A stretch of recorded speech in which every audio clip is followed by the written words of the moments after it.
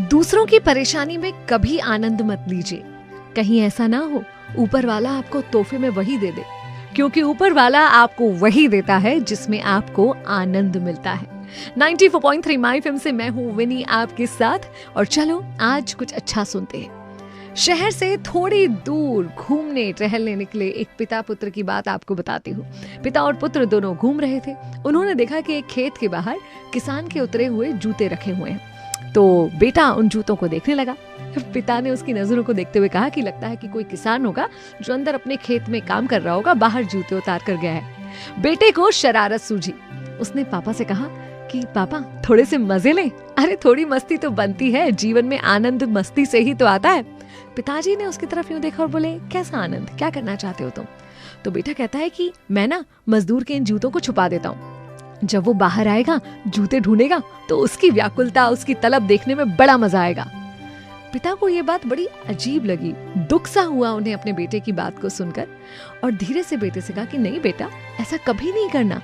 तुम्हारी नजर में जिन चीजों की कोई कीमत नहीं है, एक गरीब और मजबूर व्यक्ति के लिए वो आवश्यकता की वस्तु है। वो जूते उसके लिए बेशकीमती हो सकते हैं। तुम मजा लेना चाहते हो तो चलो मैं तुम्हें एक नई तरकीब बताता हूँ मजा लेने की। बेटे ने कहा कैसे?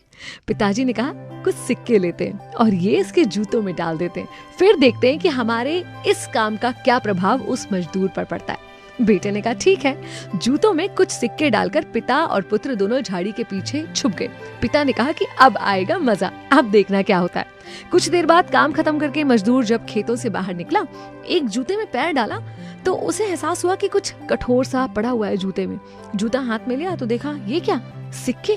सिक्कों को देखकर उसकी आंख में जैसे चमक आ गई और इधर उधर निहारने लग गया कि ये सिक्के किसने डाल दिए, कौन था मेरा मददगार जो जूतों में यूं सिक्के रख गया। मगर उसे आसपास कोई नजर नहीं आया। दूसरे जूते को देखा तो उसमें भी सिक्के पड़े हुए थे।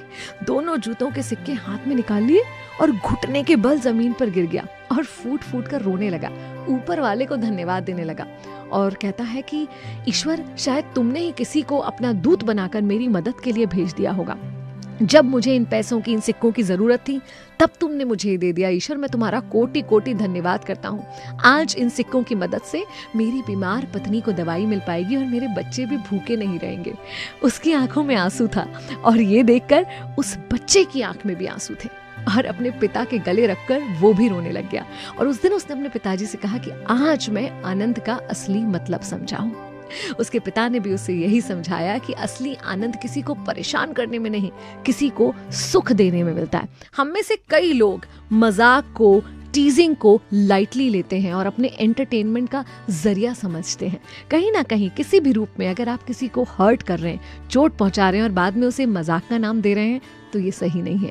अगर आपको जिंदगी में मजा चाहिए, आनंद चाहिए, तो किसी को सरप्राइज करके देखिए, कोई अनएक्सपेक्टेड खुशी देके देखिए, कोई ऐसी खुशी जिसकी उसने उम्मीद ना की हो। भले वो छोटी सी हो, भले उसमें आपके बहुत पैसे ना जा रहे हो, लेकिन आपका इंटेंट, आपका इंटेंशन वो अच्छा होना चाहिए। किसी का अच्छा करके देखिए, आएगा असली मजा। मैं हूं विनी, चलो आज कुछ अच्छा सुनते हैं।